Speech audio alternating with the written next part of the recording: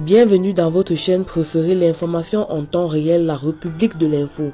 Avant de commencer, n'hésitez pas de vous abonner à la chaîne et d'être courtois dans les commentaires. Du côté du Mali, l'armée malienne a annoncé avoir mené des frappes aériennes dans la région de Tessalit, dans le nord de la région de Kidal, et avoir neutralisé plusieurs dizaines de combattants terroristes, a rapporté la chaîne de télévision publique ORTM. Dans une déclaration faite à la chaîne de télévision publique, le colonel Ibrahim Samassa, le commandant en charge de la zone de Gao au nord du Mali, a indiqué que nous avons eu une opération aérienne réussie et le bilan est le suivant.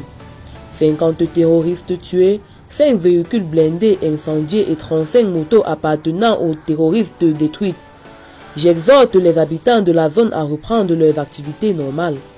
Il faut noter que ces frappes menées par les forces maliennes ont eu lieu dans la même localité de Tessalit où, la veille, 2 engins explosifs improvisés ont frappé un convoi de maintien de la paix de l'ONU, tuant 4 soldats tchadiens et en blessant 2 autres.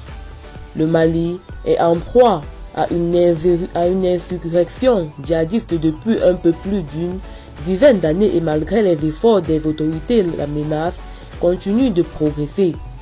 Cependant, depuis l'avènement des militaires au pouvoir par coup d'État en 2020, les attaques ont considérablement régressé même si les régions du nord et du centre ne sont pas encore totalement sous contrôle de l'État. L'armée soutenue par des éléments militaires russes et des milices locales a intensifié son offensive et combat les groupes djihadistes dans le centre et le nord du pays. Pour tenter de renverser complètement la tendance des attaques afin de rétablir la sécurité avant des prochaines élections. Eh bien, c'est tout pour cette note d'information. N'hésitez pas de mettre en commentaire vos impressions et à très bientôt pour une nouvelle note d'information.